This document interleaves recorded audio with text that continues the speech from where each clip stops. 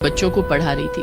अचानक first bench पर बैठने वाली छात्रा कनक जोर से बोली, मैडम आपकी साड़ी में खून लगा है। खून? ओके तुम लोग बैठ जाओ, मैं अभी आती हूँ। रंजना को समझ में आ जाता है कि उसे पीरियड्स हुए हैं। हे भगवान, मुझे लगता है मैडम को कैंसर हो गया है। जब मेरी मौसी को कैंसर हुआ था तो उनके शरीर से कहीं से भी ब्लीडिंग होने लगती थी। अब तो मैडम मर जाएगी। अरे तो क्या हुआ, आजकल तो हर बीमारी का इलाज होता है। पागल है, मुझे नहीं लगता। ये मैडम की लास्ट स्टेज है, देखना कितनी वीक नजर आती है। रंजना स्टाफ रूम में जाकर अपनी साड़ी साफ करती है और सैनिटरी पैड यूज करके वापस क्लास में आ जाती है। कनक अपने घर में अपनी मम्मी को ये बताती है, मम्मी उसकी चाची से। ये देखो आजकल स्कूलों में क्या हो रहा है, टीचर्स को भी जरा भी तमीज नहीं है। अब इन बच्चों के प्रश्नों का क्या उत्तर दूं? बेटी कनक भी बड़ी हो गई है, उसे भी किसी दिन इन सब चीजों का सामना करना पड़ सकता है। उन्हें ये सब बताती क्यों नहीं? राम राम राम, मैं अपनी बेटी से ये सब बातें नहीं करूंगी। अरे हमें किसी ने कुछ नहीं बताया था, सब अपने आप समझ में आ जाता है, लेकिन उस टीचर की तो खबर लूंगी जरूर। अगले दिन कनक की माँ कनक की क्लास टीचर रंजना से मिलने आती है। क्यों रंजना मैडम, आपको बिल्कुल भी शर्म नहीं आती? अरे कोई छोटी बच्ची हो तो भी ठीक है, इतनी उम्र में आप इस तरह से आ जाती हैं और हमें बच्चों को जवाब देना पड़ता है। लेकिन मिसेस तिवारी, अब तो समय है, आपको अपनी बेटी को इन सब बातों के बारे में बताना चाहिए। अरे रहने दीजिए, मैं अपनी बेटी को इस तरह की बातों में नहीं डालना चाहती। कह देती हूँ, दोबारा अगर मेरी बेटी ने ऐसे प्रश्न पूछे तो मैं प्रिंसिपल से आपकी शिकायत लगाऊंगी।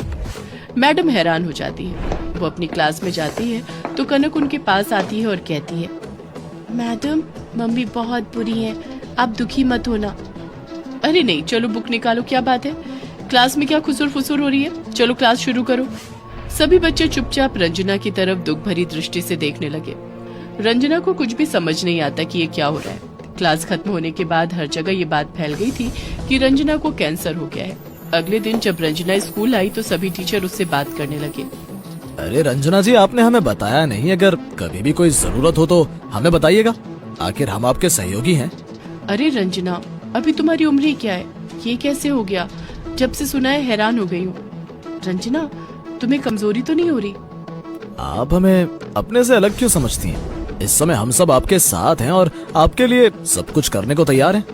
मुझे समझ ही नहीं आ रहा आप लोग किस बारे में बात कर रहे हैं। मैं तो अच्छी भली हूँ, आप लोग बेकार में ही परेशान हो रहे हैं। रंजना जी, कल क्लास में आपके साथ जो हादसा हुआ, उसके बाद से सारे स्कूल में पता चल चुका है कि आपको क्या हुआ है।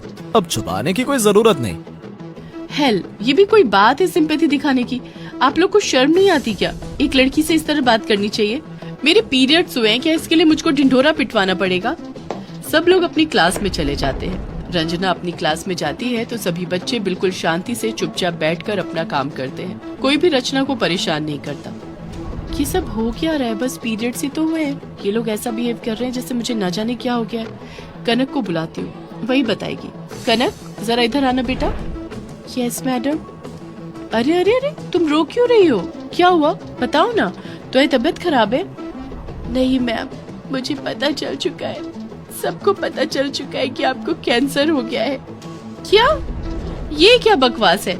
किसने कहा मुझे कैंसर हो गया है? मैडम आप छुपाइए मत, मौसी को भी जब कैंसर हुआ था तो उनके कपड़े में ऐसे ही खून लग जाता था।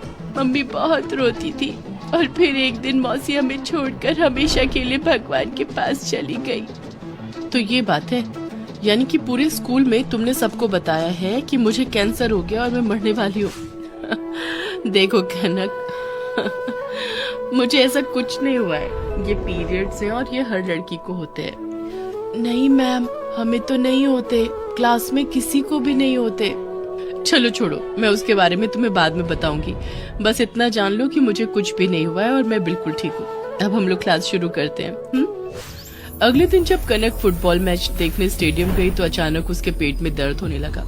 वो बाथरूम गई तो वहाँ एक लड़की उसे देखकर बोली, ए सुनो, तुम्हारी पूरी स्कर्ट पर ब्लड लग गया है। पता नहीं कितनी बेशर्म है ये लड़कियाँ, लगता है माँ बाप इन्हें कुछ भी नहीं सिखाते।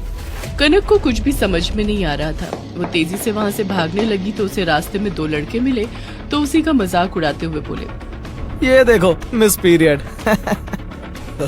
खूनी लड़की। तुम रो क्यों रही हो? परेशान क्यों? क्या हो गया?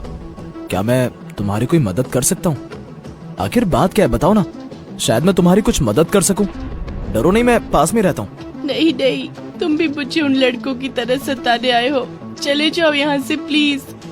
ये लड़के तुम्हें परेशान क्यों कर रहे हैं? क्या ये तुम्हें जानते हैं? मैं तुम्हें घर छोड़ाता हूँ। तुम नहीं समझोगे, मैं घर नहीं जा सकती। मेरी स्कर्ट पर ब्लड लग गया है, सब मेरा मजाक उड़ाएंगे।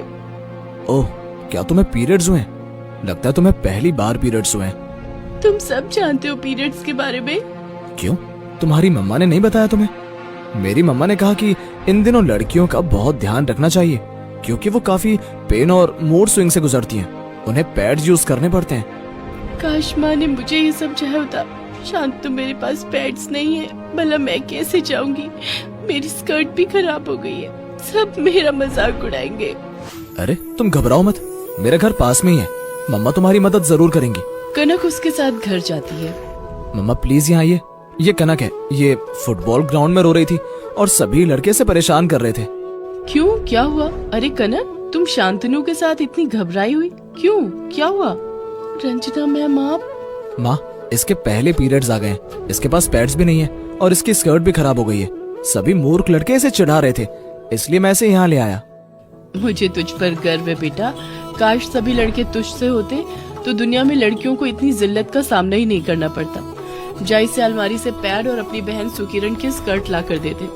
जाओ कनक, डरो नहीं, शांतनु तुम्हें ऑटो तक छोड़ाएगा।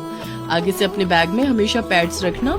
और पीरियड्स कोई शर्मिंदगी की चीज नहीं, इसलिए किसी के सामने शर्मिंदा होने की जरूरत नहीं। कनक घर पहुंचकर सारी बातें अपनी माँ को बताती है। सब सुनकर माँ को अपने किए पर बहुत पछतावा होता है और वो कनक के साथ रंजना मैडम के घर आती है और माफी मांगते हुए कहती है, रंजना मैडम मुझे माफ कर दीजिए। अगर आपने कनक की सहायता नहीं की होती तो उसे बहुत शर्मिंदा होना पड़ता। आप सच कहती हैं, अगर मैंने समय पर कनक को ये सब बता दिया होता तो उसे शर्मिंदगी नहीं उठानी पड़ती। आंटी, मम्मी ने केवल ये मेरी बहन को ही नहीं बल्कि मुझे भी बताया, ताकि मैं लड़कियों की इज्जत कर सकूं, उनका मजाक नहीं उड़ाऊं, क्योंकि पीरियड्स कोई शर्मिंदा होने की चीज नहीं होती, बल्कि एक बिल्कुल सामान्य चीज होती है। रंजना मैम, सचमुच आपके यहाँ आकर मेरी आंखें खुल गई। मैं भी अपने बेटे को इस बारे में बताऊंगी ताकि वो लड़कियों की इज्जत करना सीख सके और उनकी तकलीफ को समझ सके। कनक की मम्मी कनक को लेकर घर चली जाती है।